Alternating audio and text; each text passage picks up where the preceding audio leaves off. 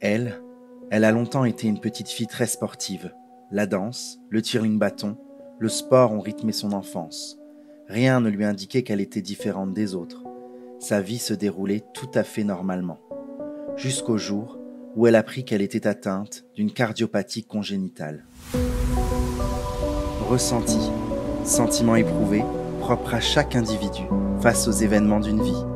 La série Ressenti retrace le vécu de 9 femmes et hommes d'origine et d'âge différents, ayant tous en commun le besoin de se livrer. Vous ne connaissez peut-être pas mon visage ou mon nom, mais tout le monde a une histoire à raconter. Alors laissez-moi aujourd'hui vous parler d'un sujet qui me tient particulièrement à cœur. Bonjour, je m'appelle Émilie Richter, je suis originaire de la région Grand Est, je viens tout juste d'avoir 30 ans. Je travaille en tant qu'adjoint administratif au ministère des Armées à Nancy. Et à côté de ça, j'ai de nombreuses activités artistiques et sportives, telles que le théâtre, la Zumba. Je fais partie aussi d'une comédie musicale. Et depuis 2014, je suis instructeur Zumba.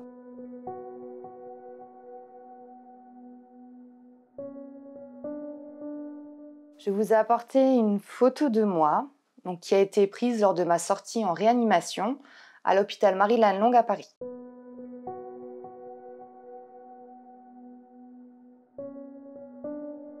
À l'âge de 27 ans, on m'a détecté une cardiopathie congénitale de type CIA, ce qui veut dire communication interauriculaire. Donc pour faire simple, j'avais un trou d'environ 2 cm au milieu du cœur qui ne s'est jamais refermé à la naissance. Il faut savoir que la cardiopathie congénitale, elle est décelée normalement dès la naissance ou dans les premiers mois de vie du nourrisson.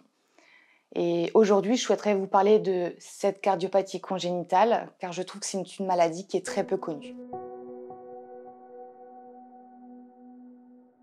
Lors d'une visite de contrôle pour mon travail, le médecin m'a conseillé d'aller voir un cardiologue car elle trouvait un souffle anormal au niveau de mon cœur. Le cardiologue que j'ai consulté donc par la suite m'a renvoyé vers une cardiologue pédiatrique. Et là, je me suis posé la question, mais pourquoi m'envoyer vers une cardiologue pour les enfants? J'avais 27 ans à l'époque. Lors de l'examen chez ce cardiologue pédiatrique, celle-ci ne disait pas grand-chose durant l'examen et elle était totalement fixée sur son écran sans vraiment dire un mot. Et là, j'ai senti qu'il y avait un malaise et qu'un problème allait se poser. À la fin de l'examen, le verdict tombe. Vous êtes atteint d'une cardiopathie congénitale. Rendez-vous dans 4 mois à l'hôpital Marie-Lannelongue à Paris pour subir une opération à cœur ouvert afin de refermer ce fameux trou de 2 cm. Et à ce moment-là, de nombreuses questions ont fusé dans ma tête. Je voulais vraiment pas y croire. Et là, je me suis demandé, mais est-ce que la convalescence va être longue? Est-ce que mes projets vont être compromis? Est-ce que je vais pouvoir retrouver une vie normale? À ce moment-là, mon monde s'écroulait totalement et j'étais totalement perdue.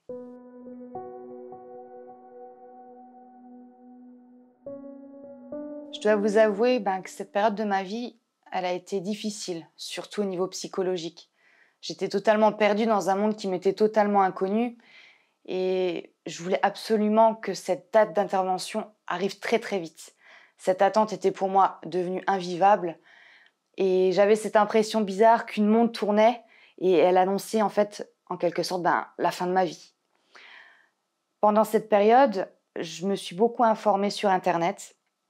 J'ai intégré aussi des groupes de discussion sur les réseaux sociaux, ce qui m'a permis d'échanger, de pouvoir partager sur la maladie avec d'autres personnes qui ont cette maladie.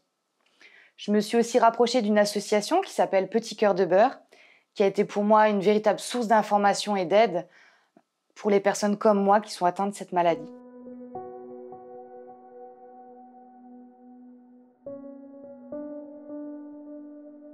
Le 6 octobre 2018, à 8 heures précises, je rentrais en salle d'opération à l'hôpital Marie-Lannelongue à Paris pour subir une intervention d'environ 4 heures.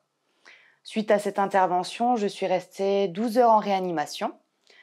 L'opération s'est très bien passée, aucune complication. C'est un événement marquant pour moi et la cicatrice que j'ai au niveau du thorax, elle me la rappelle tous les jours. La convalescence était estimée entre 10 et 12 mois, mais avec ma volonté et ma force, la convalescence n'a duré que 5 mois.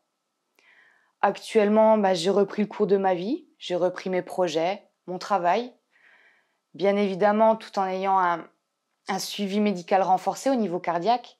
Je consulte mon cardiologue 2 fois par an, j'ai des tests d'effort assez réguliers. On m'a également implanté un appareil qui permet de mesurer en permanence le rythme de mon cœur. Mais l'étiquette de malade est maintenant bien présente et je dois me heurter à de nouvelles difficultés, notamment pour acquérir un prêt bancaire, une vision sur une future grossesse, parce que c'est une maladie héréditaire, ou même par rapport à la vie ou à l'opinion de mon entourage, de mes amis, j'entends encore me dire oui, mais tu devrais pas ralentir un petit peu, arrêter peut-être un petit peu le sport, te calmer. Pour moi, même si ça a été une période assez difficile et dure, je garde en mémoire qu'il faut toujours rester fort. Et même si on a des périodes noires, la patience, c'est vraiment le maître mot. Actuellement, je vis bien, j'ai repris le cours de ma vie et je souhaiterais m'investir pleinement dans l'association Petit Cœur de Beurre, région Grand Est.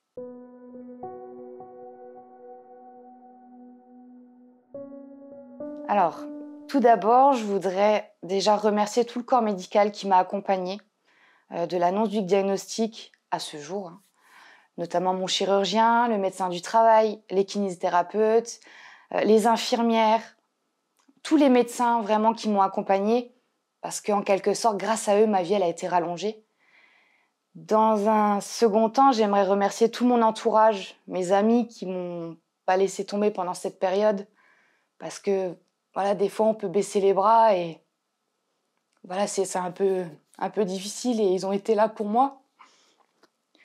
Et donc je voudrais vraiment que la cardiopathie congénitale, elle soit plus connue auprès du public parce que afin de les guider au quotidien et pas se retrouver dans la situation où j'étais à devoir chercher par moi-même ce qu'est la cardiopathie congénitale et pouvoir partager le combat et pouvoir en parler, en fait.